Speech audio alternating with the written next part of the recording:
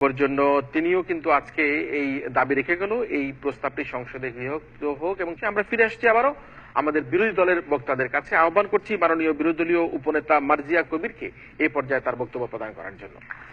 48, 52, 71 আর 90 21 শতকের প্রেরণা। এখনই সময় হবে নতুন স্বপ্নের সূচনা। আর এই নতুন স্বপ্ন সূচনার অগ্রযাত্রা আজ থেমে গেছে যুব সমাজের অবক্ষয়ের কারণে। ধন্যবাদ ম্যাম স্পিকার, আজকে এই মহান সংসদে আমাকে ফ্লোর প্রদানের জন্য। মাননীয় প্রধানমন্ত্রী কর্তৃক উত্থাপিত প্রস্তাবটি হচ্ছে এই সংসদ মনে করে যে যুব সমাজের অবক্ষয়ের প্রধান কারণ মাদক।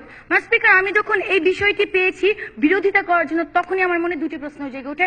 প্রথম প্রশ্ন, মাদক কেন গ্রহণ করা হচ্ছে? দ্বিতীয় প্রশ্ন, মাদক কখন গ্রহণ করা হচ্ছে? আর এই দুটি প্রশ্নের উত্তর যখন আমি বের করছি ঠিক তখনই দেখা গেছে যুব সমাজের অবক্ষয়ের কারণে আজকে মাদক গ্রহণ করা হচ্ছে, মাদকের কারণে যুব সমাজের অবক্ষয় নয় ম্যাম স্পিকার। আর এরই মাধ্যমে আমার দলীয় অবস্থান স্পষ্ট হয়ে যায় এবং সরকার দলের অবস্থান পুরোপুরি ভেঙে পড়ে। ম্যাম স্পিকার, সরাসরি চলে যাচ্ছে আমার দলের নেতা কর্তৃক অর্পিত দায়িত্বে। আমি আজকে আমার জীবনের বাস্তবধর্মী একটি কাহিনী বলবো। প্রত্যয় আমারই বন্ধু, প্রাণ চাঞ্চল্য করে এই ছেলেটি হঠাৎ কেন যেন গোমরা হয়ে যায়। পিতামাতার বিবাহ বিচ্ছেদের বিষয়টি সে কোনোভাবে মেনে নিতে না পেরে মাদকাসক্ত হয়েছে।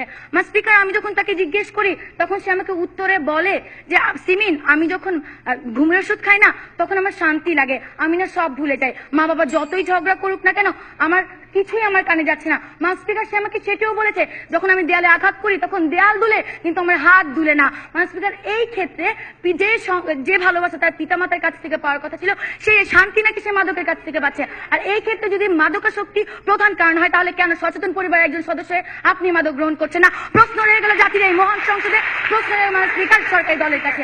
ম্যাম স্পিকার, আজকে লক্ষ্য করুন আমাদের দেশে 24.5% ছেলে মেয়ে রয়েছে তারা ইচ্ছার বশে পড়ে মাদক গ্রহণ করছে। এখন তাদের কথা হচ্ছে তারা হচ্ছে এক্সেপশনাল, আর আমরা সকলে জানি exceptional is never be called normal. Ma'am speaker, লক্ষ্য করুন আজকে পরিবার থেকে মাননীয় বিরোধী দলনেতা একটুখানি যে প্রশ্নটি নিয়ে আপনি আপনার পারিবারিক একজন মানুষের উদাহরণ দিয়ে পুরো বাংলাদেশের সকল যুবকদের উদাহরণ আপনি তুলে ধরতে পারেন না। ম্যাম স্পিকার, আপনি একজন মানুষের মাদকাসক্তের কারণ নিয়ে পুরো বাংলাদেশের প্রত্যেকটি যুব সমাজের অবক্ষয়ের জন্য মাদকাসক্তি একজনের মাদকাসক্তি নিয়ে আমরা কোথায় উদাহরণ তুলে ধরেছি?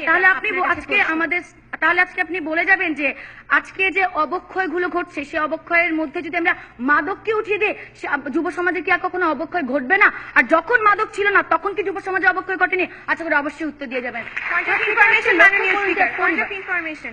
যখন মাদক ছিল না তখন অবক্ষয়ের মাত্রা এত ছিল না। দিনে দিনে মাদকের সহজলভ্যতা এবং মাদকের পরিমাণ দিন দিন বৃদ্ধি পাচ্ছে। শেষে এখন এই জন্যই আমাদেরকে আমরা সেই ব্যাখ্যায় পরে যাব। মাননীয় সংসদ নেতা আসুন আপনার বক্তব্য প্রদান করুন। স্পিকার, পরিবার a strong family bondage is a precondition for a successful social administration.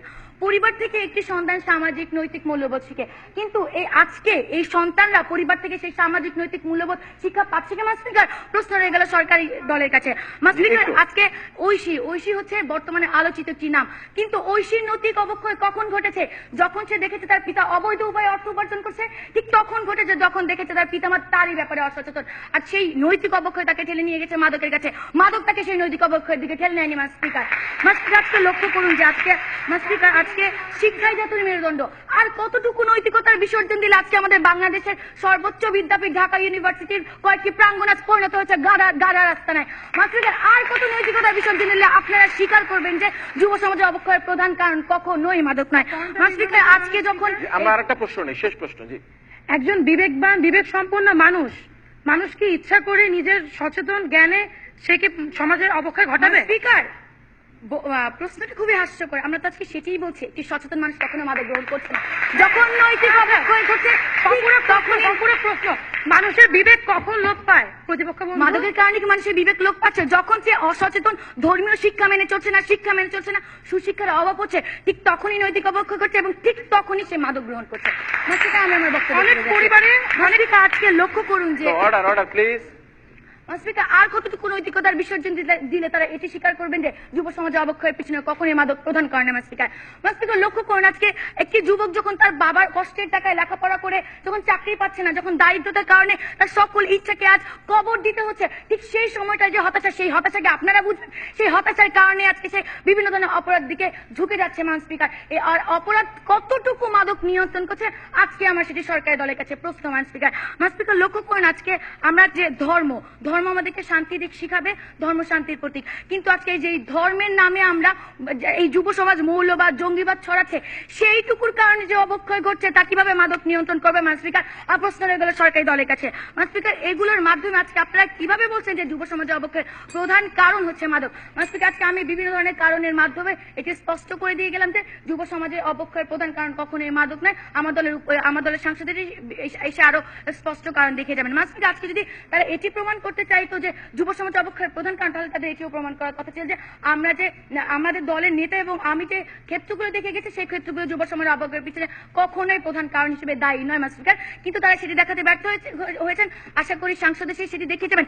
যদি সেটি দেখাতে না পান, তাহলে আজকের এই মঞ্চের প্রত্যেকটি মানুষ মানতে বাধ্য যুব সমাজের অবক্ষয়ের পিছনের প্রধান কারণ কখনোই মাদক নয়। আজকে নৈতিক অবক্ষয়ের কারণে, পারিবারিক অসচেতনতার কারণে অবক্ষয় ঘটছে এবং সেই অবক্ষয়টাকে নিয়ে যাচ্ছে মাদকের দিকে। মান স্পিকার, আজকে তাদের কথা শুনে মনে হচ্ছে যে তাদেরকে যদি কেউ ইট ছুঁড়ে মারে, তারা তাদের বিপরীতে ফুল ছুঁড়ে মারবে, কিন্তু সেই ফুলের সাথে যে টপটি থাকবে সেটি তারা আজকে অস্বীকার করে যাচ্ছে। মান স্পিকার, আজকে তারা 3 জন চোখ বন্ধ করে রাখতে পারে, কিন্তু এই 16 কোটি বাঙালির সাথে আপনার চোখটিও খোলা আছে। মান স্পিকার, আপনি দেখতে পারবেন যে আসল সত্যিটা কি। তাই আজকে আমরা যুব সমাজের অবক্ষয় রোধ করতে চাই মান স্পিকার। তাই আজকে আপনার কাছে বিনীত আবেদন, এই সংসদে যাতে এই প্রস্তাবটি গৃহীত না হয় এবং যুব সমাজের অবক্ষয় রোধ করতে আপনি আমাদের সাথে এগিয়ে আসেন। ধন্যবাদ মান স্পিকার, ধন্যবাদ সবাইকে। ধন্যবাদ মার্জিয়া কবিরকে। একটা ছোট্ট উদাহরণ দিয়ে যে পিতা মাতার যে বৈবাহিক বিচ্ছেদ